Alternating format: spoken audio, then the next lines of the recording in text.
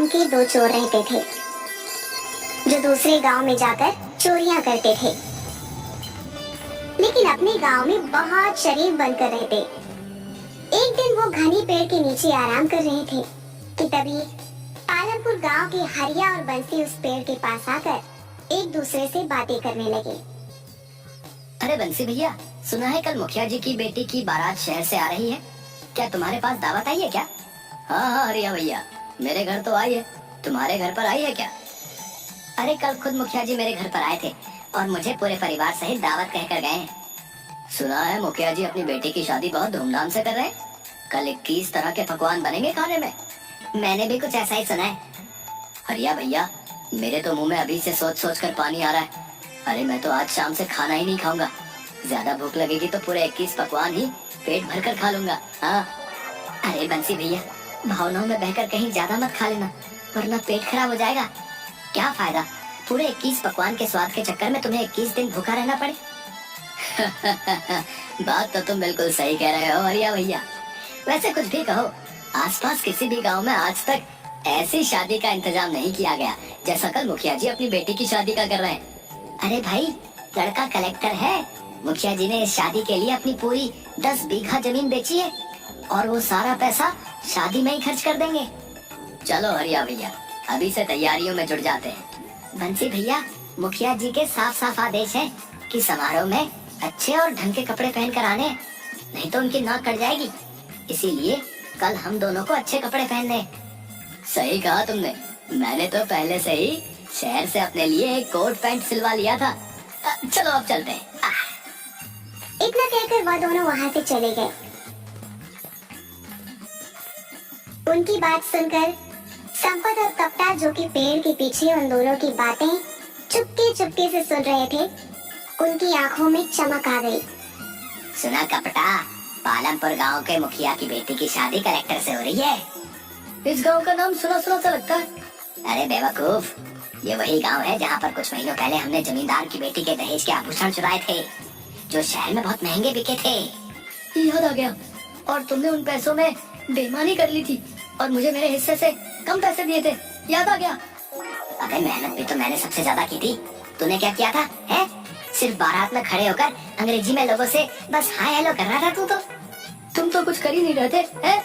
गांव की लड़कियों से नैन मटक्का कौन कर रहा था भाई? अगर मैं चेतावनी नहीं देता तो तुम उसी वक्त रंगे हाथों पकड़े जाते, और साथ में मैं भी। हाँ। अबे वो सब छोड़, कल उसी गांव की मुखिया की शादी है। सही कहा तूने संपत, इसका मतलब मुखिया ने खूब दान दहेज का प्रबंध भी किया होगा। अरे जब 21 तरह के पकवान खाने में बनवा रहा है तो बेटी के लिए सोने के आभूषण कितने महंगे महंगे बनवाए होंगे, हैं? हमें किसी भी कीमत पर उन आभूषणों को चुराना होगा, समझा? लेकिन कैसे, अगर हम दोनों पहचान में आ गए तो? तूने सुना नहीं, वो दोनों बेवकूफ क्या बोल रहे थे कि शादी में अच्छे से अच्छे कपड़े पहन कर आना है। अबे हम दोनों के पास अच्छे कपड़ों की कोई कमी है क्या बे? बढ़िया सा ब्रांडेड कोट पहन कर चलेंगे, कोई शक नहीं कर पाएगा, समझा क्या? और मौका देखकर मुखिया की बेटी के आभूषण वहाँ से लेकर चंपत हो जाएंगे। चलो गांव चलकर अभी से तैयारियां करना शुरू कर देते हैं। लेकिन हमें बहुत होशियारी से काम लेना होगा संपत भैया, क्योंकि हम दोनों कुछ महीने पहले ही उस गांव में चोरी करके आए हैं। अबे कुछ नहीं होगा, सबसे पहले तो अभी हम दोनों अपने गांव चलते हैं। पूरे 1 महीने से हम दोनों गांव में नहीं गए। सारे गांव वाले समझते हैं कि हम दोनों शहर में कोई बहुत बड़ा बिजनेस करते हैं। कपड़े तो पहन लें। ये बात तो मैं भूल ही गया। चिंता मत कर कप्ता, हम दोनों ने अब तक न जाने कितने गांव और शहर में चोरियां की हैं। आज तक हम दोनों पकड़ में नहीं आए। अरे पकड़ना तो बहुत दूर की बात है, आज तक हम दोनों की थाने में तस्वीर भी नहीं लगी।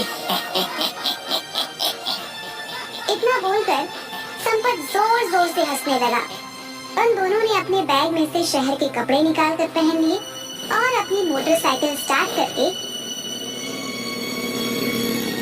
अपने गांव पहुंच गए।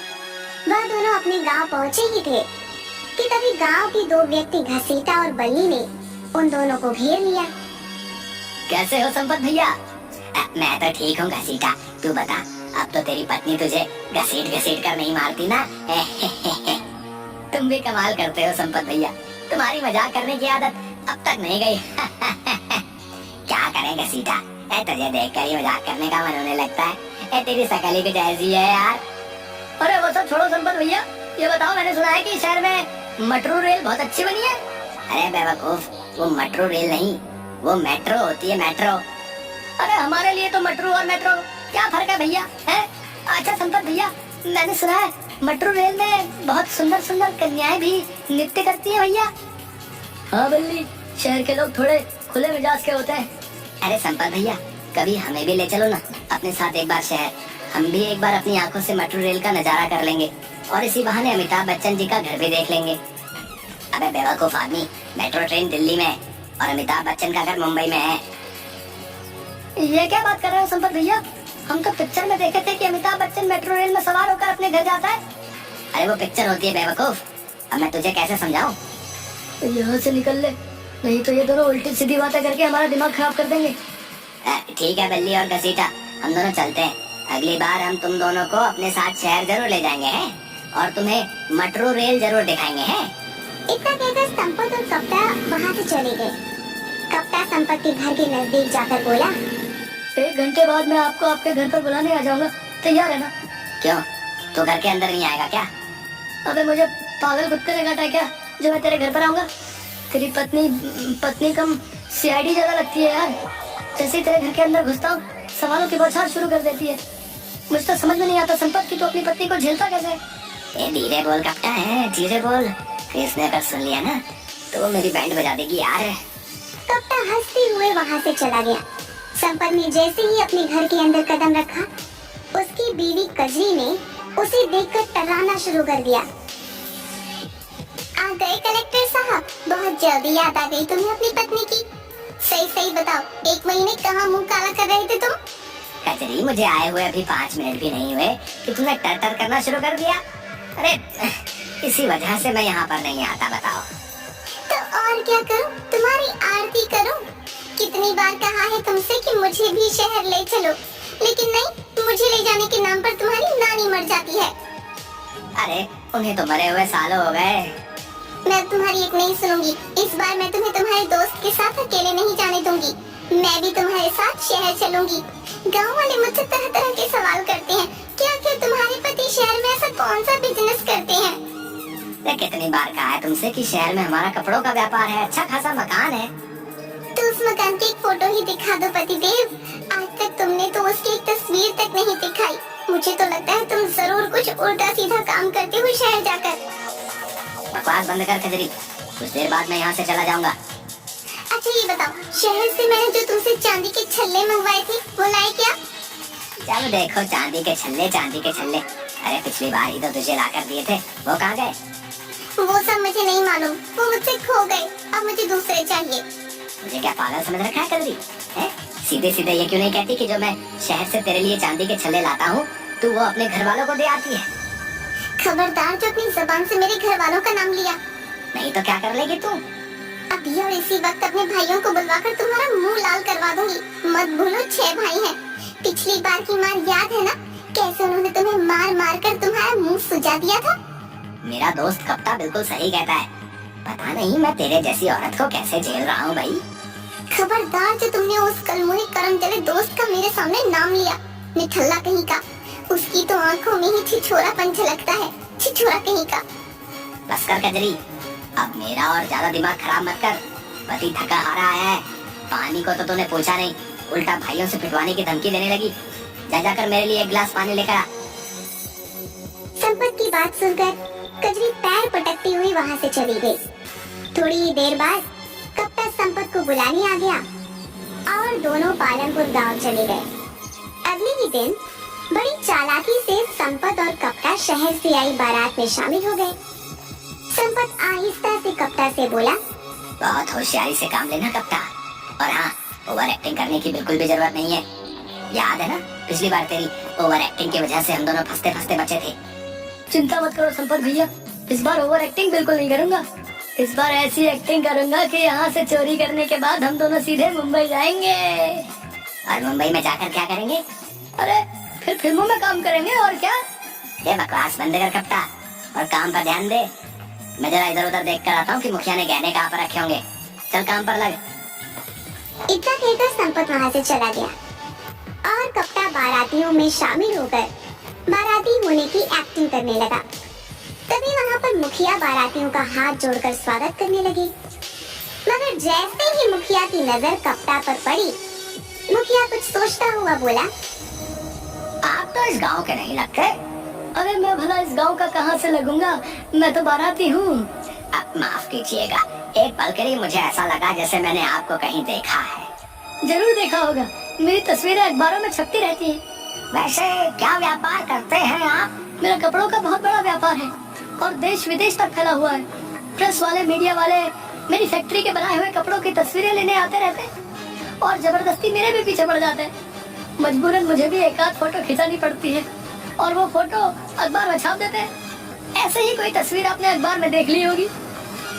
कप्ता की बात सुनकर मुखिया सोच में पड़ गया। तभी वहाँ संपत आ गया।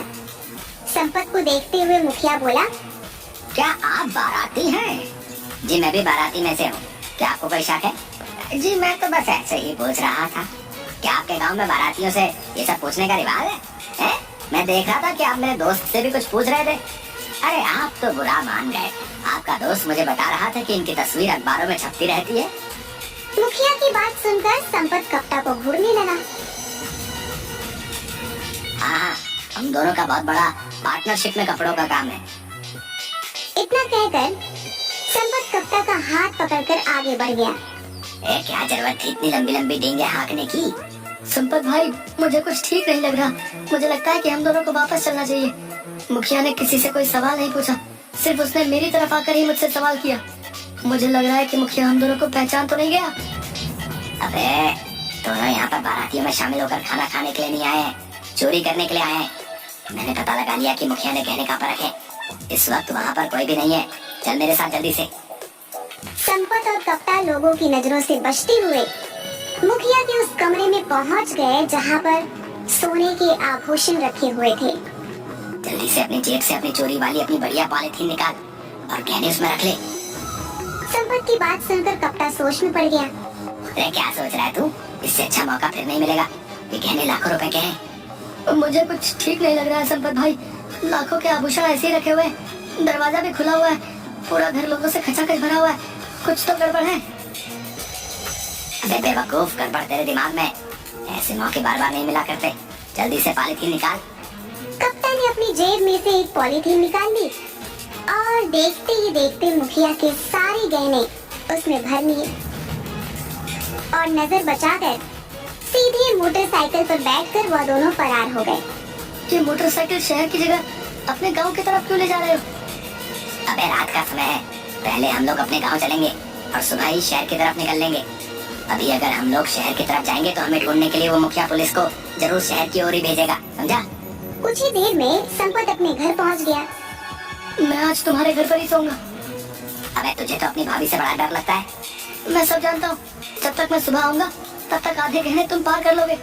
अब मैं भरोसा नहीं कर सकता। हाँ, इससे आधा आधा होगा। अरे जब चोरी कर रहे थे तब तो बड़ा दयावान बन रहा था, हैं? और जब चोरी करने में कामयाब हो गए तो अचानक तुझे तेरा हिस्सा याद आ गया है बे? तू कभी नहीं सुधरेगा। चल ठीक है, आजा चल। संपत की पत्नी कजरी जाग रही थी। संपत और कप्ता को देखते ही बोली, आ गए? तुम तो कह रहे थे कि तुम कुछ दिनों बाद आओगे और ये तुम्हारे हाथ में क्या है? ये कितनी बार कहा है कजरी, हैं? कि ज्यादा सवाल मत किया कर। हम दोनों सुबह ही यहाँ से चले जाएंगे। संपत ने इतना कहा ही था कि तभी पूरे गांव में पुलिस के सायरन की आवाज गूंज उठी। पुलिस के सायरन की आवाज सुनकर संपत और कप्ता दोनों बुरी तरीके से घबरा गए। अरे पुलिस के सायरन की आवाज सुनकर तुम दोनों के चेहरे पर पसीना क्यों आ रहा है? तुम दोनों क्यों घबरा रहे हो? कजरी ने इतना बोला ही था कि तभी कुछ पुलिस वाले संपत के घर के अंदर घुस गए। उन पुलिस वालों के साथ लमपुर गांव का मुखिया भी था, जो संपत और कप्ता को गुस्से से देख रहा था। मुखिया ने इंस्पेक्टर की ओर देखकर कहा, गिरफ्तार कर लीजिए इन दोनों को। देखिए इनके हाथ में जो पॉलिथीन है उसी में गहने हैं। आपको ये बताने की जरूरत नहीं है मुखिया जी, हमें तो इन दोनों की लोकेशन आधे घंटे पहले ही मिल गई थी। इतना कहकर इंस्पेक्टर ने संपत के हाथ से पॉलिथीन छीन ली और हथकड़ियां लगा दी। ये सब क्या है? लगता है तुम्हें अपने पति के कारनामों के बारे में नहीं मालूम। मेरे पति बहुत बड़े व्यापारी हैं, शहर में कपड़ों का व्यापार करते हैं। ये कोई कपड़ों का व्यापार नहीं करता, बल्कि ये और इसका साथी दोनों मिलकर चोरी करते हैं। इतना कहकर मुखिया संपत और कप्ता की ओर देखकर बोला, तुम दोनों सोच रहे होगे कि आखिर मुझे कैसे पता लगा कि तुम दोनों यहाँ पर छुपे हो, हैं? चाहता तो मैं तुम्हें उसी वक्त पकड़वा सकता था जिस वक्त तुम मेरी बेटी के गहने चुरा रहे थे। अरे हम तो तुम्हारा कल से ही गांव में आने का इंतजार कर रहे थे, समझे बेटा? क्या मतलब? पिछली बार तुमने जो जमींदार के घर पर चोरी की थी ना, हम तब से ही तुम लोगों के ऊपर नजर रखे हुए थे। हाँ, हमें यकीन था कि तुम मेरी बेटी की शादी में जरूर आओगे, इसीलिए हमने गांव में आसपास सभी जगह ये खबर फैला दी थी कि मैं अपनी बेटी की शादी बहुत धूमधाम से कर रहा हूँ। मुझे पता था कि तुम मेरी बेटी के गहने जरूर चुराने आओगे, इसलिए मैंने पहले से ही इंस्पेक्टर की मदद से गहनों में जीपीएस ट्रांसमीटर लगवा दिया था। तुमने जैसे ही गहने चुराए हमें पता लग गया, लेकिन हम सब देखना चाहते थे कि आखिर तुम दोनों हो कौन और रहते कहाँ हो। तो हमें माफ कर दीजिए, हम आइंदा कभी चोरी नहीं करेंगे। वो तो तुम वैसे ही नहीं करोगे, क्योंकि जेल में तुम कोई चोरी कर ही नहीं पाओगे। इंस्पेक्टर ने संपत और कप्ता को गिरफ्तार करके जेल में भेज दिया। अगले दिन संपत और कप्ता की सारी हकीकत सारे गांव में पता चल गई कि वे दोनों शहर में बिजनेस नहीं बल्कि चोरियां किया करते थे।